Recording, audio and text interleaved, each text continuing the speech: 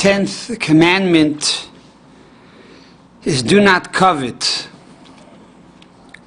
It says in Exodus, Lo yisachmoid beis reyecha, you should not covet your neighbor's house or your neighbor's wife, his manservant, his maidservant, his ox, his donkey, or whatever belongs to your neighbor. V'choil asher l'reyecha, whatever belongs to your neighbor. Similarly, when the Torah repeats the 10 Commandments in the book of Deuteronomy, there it changes one word from lo yisachmoid. It says v'lo tis'aveh, which means not to desire the house of your friend. The Rambam in his Commandments, Commandment 265 and 266, explains the difference between sachmoid, to covet, and saveh, which is to desire.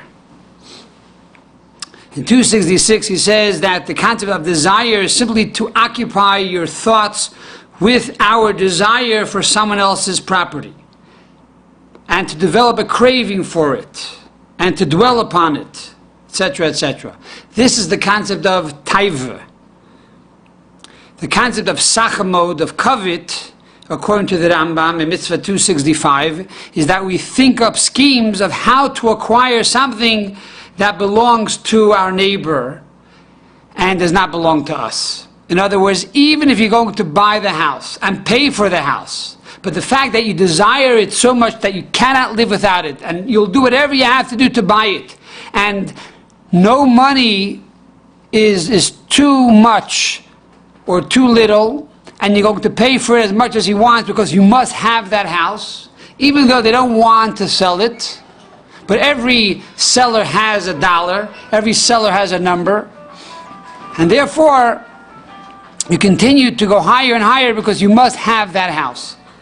And eventually you buy it from your neighbor. Says the Rambam, you violated this commandment of the Torah of lo yisachmoid, do not covet. This is the halachic, or the literal interpretation according to the Rambam. To understand this a bit more logically, so we find that the Ibn Ezra gives a mashal, gives an example, a parable. And he says, how can we tell someone not to desire something else? If a person truly loves something or wants something because it's beautiful, how can you tell that person you shouldn't want it, you shouldn't desire it? So the Ibn Ezra gives a mashal, he gives an example of a bas melech, a princess. A villager or a farmer comes from a small little farm or a little town, and he comes to the big city and he sees the king and his beautiful daughter, the princess, and he says, wow, it's a beautiful girl. Says the Ibn Ezra, this farmer will not desire to marry her and to live with her, because the farmer knows that this princess is out of his league. And therefore he doesn't even contemplate, maybe if, who knows, there's no question, it's never going to happen, he's never going to even dream about her. And similarly he says, a normal healthy person would never dream or contemplate or fathom the idea of living with his own mother. It could be the mother's beautiful and gorgeous and this universe, whatever it is, yet this is his mother, and there's no way in his mind that he's even thinking that he's going to marry or live with his mother. And the reason is, says the Ibn Ezra, because when the child is young, he's educated and taught that these are things which are prohibited. And therefore, because they're prohibited, it doesn't enter into his mind even a desire. And therefore the Torah says, lo yisachmoid, you're not allowed to desire. And you have to uproot this thought from your mind completely. And he goes on to say, why should you not desire it? Number one is the fact that this woman is another man's wife. It means it wasn't your mazel. It wasn't your lot. In other words, we know according to Kabbalah, the Arizal tells us that when two people get married, it's not simply two people uniting under the chuppah. Rather, says the Arizal, a true marriage is two halves of a soul becoming whole. And being that this woman is married to someone else, obviously she's not your half a soul. So it's not your mazel. And therefore there's no reason for you to covet or desire it. Number two, he says that just like this princess is distant from you, and there's no way that you're going to marry her, you should know that this man's wife is even more distant from you than the princess is from you. Because this married woman is the daughter of the King of all kings, of Almighty God. And being that God said that you are not allowed to marry her, therefore it is distant from you and it's never going to happen. And that is the idea you have to keep in your mind. Rabbi Bechaya explains another detail. He says that if this woman is another man's wife, you may not want her and you may not desire her, and you have to remove any such thoughts from your mind and from your heart. And he goes on to explain what the Medrash says, that we find in the Medrash that the Nachash, the snake in the Garden of Eden, what did he want? Why did he push Chava to eat from the forbidden fruit? What was his objective? The Medrash says the objective of the Nachash was that he wanted to marry Chava. He wanted to marry Eve. Now you can imagine Eve was the most beautiful woman in the entire world. The most perfect woman in the entire world. Chava was a woman that God himself created. The only two human beings that God himself created was Adam and Eve. Adam and Chava. So Eve is this perfect, most beautiful woman, and the Nachash and the snake sees Chava, the only woman on earth. He wants to be with her. So he realizes, how is he going to be with Chava? Very simple. God told Adam, if he eats from the forbidden fruit, he's going to die. So he tells Chava, I have a great idea, give Adam from this forbidden fruit. He's going to die, and me and you will elope, we'll marry. Says the Medrash, what happened? Not only did he not get Chava, but he himself lost already what he had. He was able to walk on 4 feet. He was able to eat normal food. Now God cut away his feet. He has to crawl on his belly the rest of his life. Till now he could have had sardines and herring and gefilte fish and challah and cholent, all the good delicious foods. And now everything he eats tastes like dust.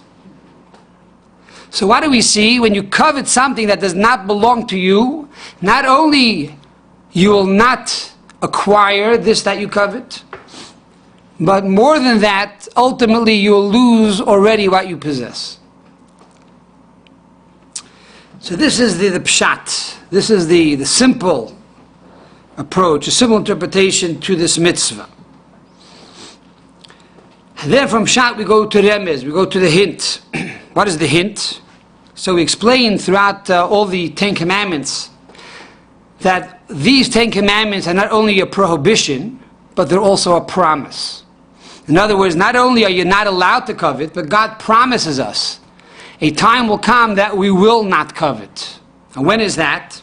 Says the Rambam in the Laws of Kings, chapter 12, law number 4, he says, "Ba'isizman, in that time, when the Mashiach will come, there will not be kina v'sachris, there will not be any jealousy. There will be no jealousy in the world. You're not going to desire another man's wife or his house or his car or whatever it is. Why? Because goodness will be found in the world with an overabundance. There's going to be so much good, you're going to have everything you want, you're not going to need someone else's things. And the lights, all the delights of the world will be available like the dust of the earth. So because the world is going to have so much good in abundance and so many delights, that will be a time of loy sachmoy. That will be an era when we will no longer covet. What is drush? What is the homiletic interpretation of this? So Rabbeinu Bechaya tells us, or the Bachya tells us, that there are things you are allowed to covet. What may you covet? Number one is Torah. If you know another person who has more Torah knowledge than you, you're allowed to covet that person. Say, wow, I want to be like him. Or, if you know another person who did more mitzvos, good deeds, you're allowed to covet that person. Oh, I know a person who gave $1 million for tzedakah for charity last year. I'm jealous of him. I'm going to show him. I'm going to outdo him. This year I'm going to give $2 million for tzedakah. That's it. I covet. I covet his mitzvahs. A person is allowed to covet another person's Torah knowledge and mitzvahs. The Rebbe writes in Hayom Yom that even though it says in Ethics of Our Fathers, who is rich? Hasameach b'chelkoi, one who is happy with his lot. Says the Rebbe, that is only true when it comes to physical wealth or material wealth. When it comes to spiritual wealth, on the contrary, it's the opposite. You're never allowed to be satisfied with your lot. So in other words, when it comes to the left, when the person has less than you, when it comes to money, you have to say, look, I'm happy what I have because the guy to the left of me has even less than me, so I should be happy. Sameach b'chelka, I have a little more than him. When it comes to Torah, you should look to the person on the right. Look at that person, he knows more, he studies more, he gives more charity than me, I want to be like him. And on the contrary, a person who's not that way. In other words, when it comes to Torah and mitzvahs, if you're not jealous of the person who knows more than you, and you don't continue to climb, then ultimately you're going to fall. So whatever is true in the physical world is the opposite in the spiritual world. In the physical world, you have to be happy with your lot. In the spiritual world, you're never allowed to be happy with your lot. But every year, as we say, Ayor Elter is Ayor Kliger and Ayor Mefrimer. The Rebbe would say a year older is a year more intelligent than a year more religious. Every year you have to try to increase in acts of goodness and kindness.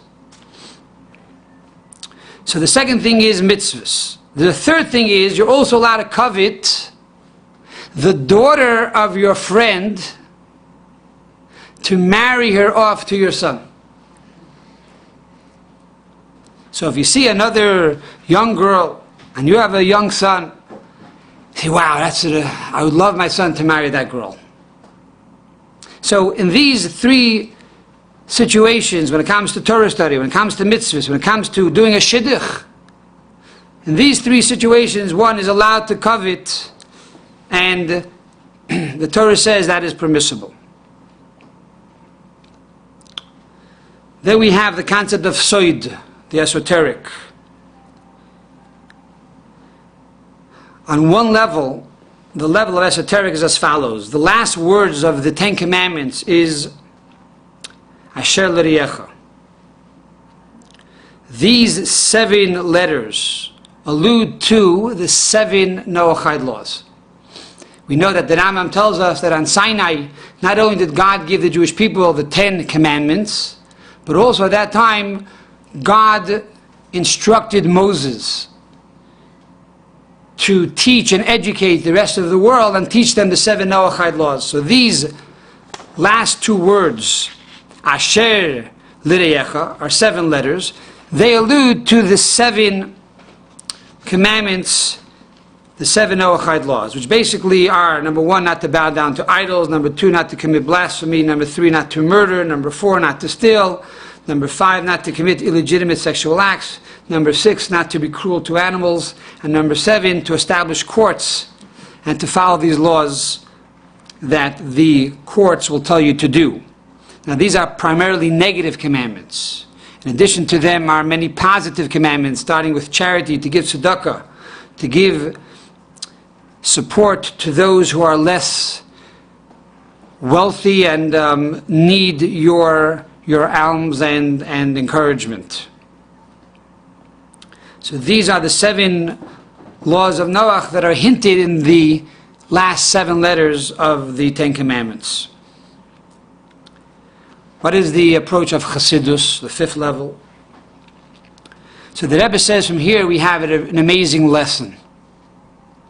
And that is, on one hand, we start off the 10 Commandments on a very high note. Very spiritual. Anochi Hashem Elikecha, I am God your Lord.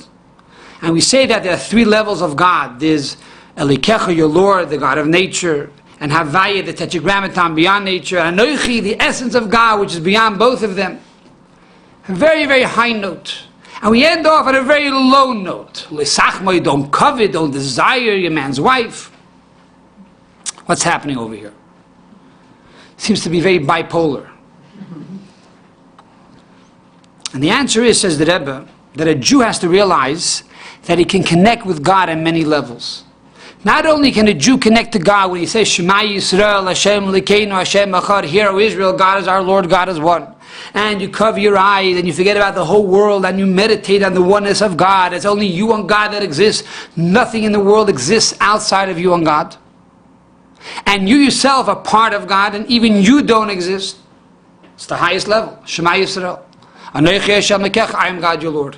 But even on the lowest level, when it comes to coveting, when a person follows the law of God, don't covet your neighbor's wife, and don't covet your neighbor's house, and furthermore, don't even covet Kel Asher L'Riecha, which means whatever your neighbor has, even things which are not so important, non-essentials. Your neighbor has a tzedakah box. Your neighbor has a toothbrush. I like his toothbrush. It's not an essential thing, but you desire his toothbrush. Says the Torah, don't desire his toothbrush. So by not desiring his toothbrush and doing God's will, I am fulfilling God's mitzvah. I am uniting with God. Just like I unite with God when I say, Shema Yisrael, Hear, O Israel, God is our Lord, God is one. It's the same thing, same connection. Don't think you say Shema Yisrael in this shul and now you go steal his toothbrush. And why is it so?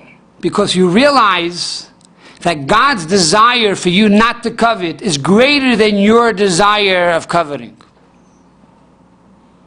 Your desire for his toothbrush or for your neighbor's house or your neighbor's wife is only a finite desire. But God's desire is infinite. So his desire cancels out your desire. It's a bigger desire. And that gives you the strength to overcome your temptation.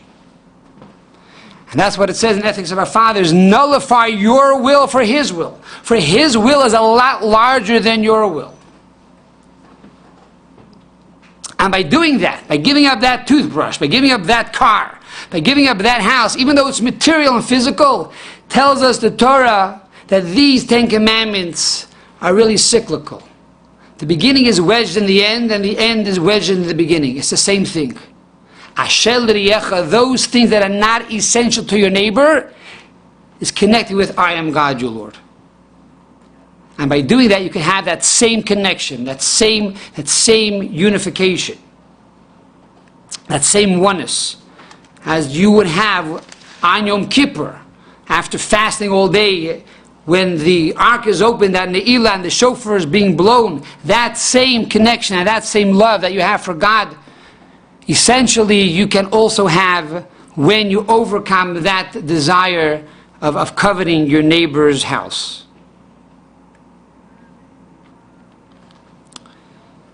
The first letter of the 10 Commandments is an Aleph.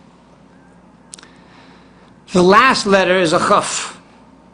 It says the Balaturim that stands for Ach Toiv V'Chesed. Only good and kindness will pursue us all the days of our lives. In other words, when a Jew follows these 10 Commandments and he teaches the 7 Noachide laws to his neighbors, God will bless you with good and kindness. Furthermore, if you add up all the letters of the 10 Commandments, you have 620 letters, which spell out the word keser. Keser means a crown. That's one of the reasons why on a Sefer Torah, on a Torah scroll, we put this crown, to remind us that the whole Torah comes from the Ten Commandments. And in the Ten Commandments, there are 620 letters. And the 620 letters allude to the 613 mitzvot of the Torah and the 7 Noahide laws.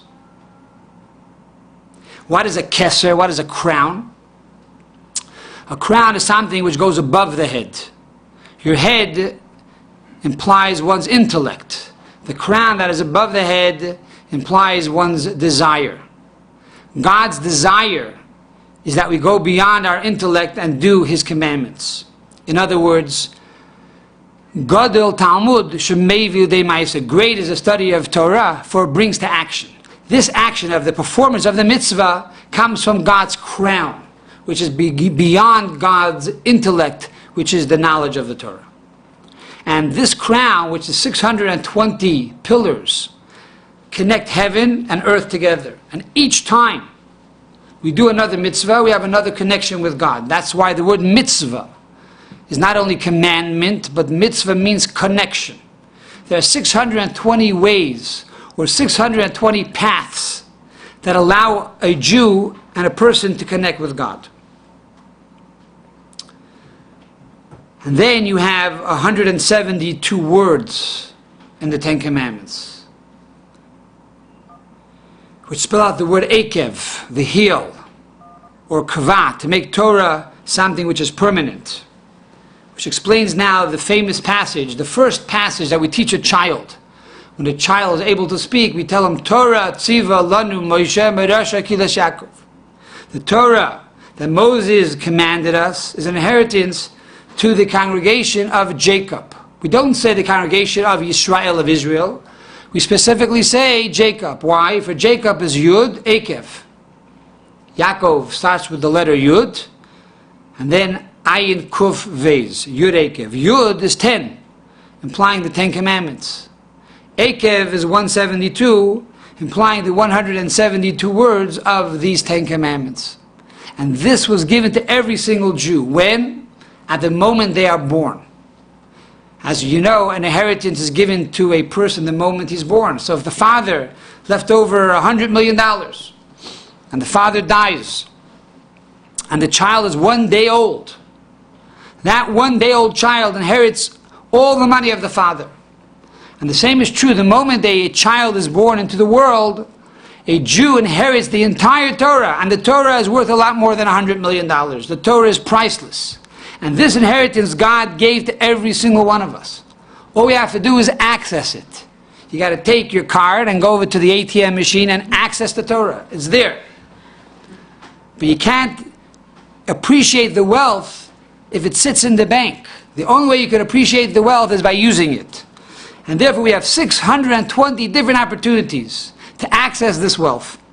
So we hope and pray by the study of the Ten Commandments, and therefore by understanding now the meaning of these 10 Commandments, this will bring us not only to fulfill the 10 Commandments, but the additional mitzvos as well, all 613 mitzvos and the 7 mitzvahs of the rabbis, including Hanukkah candles and Shabbos candles, etc., etc., and the 7 Noahide laws.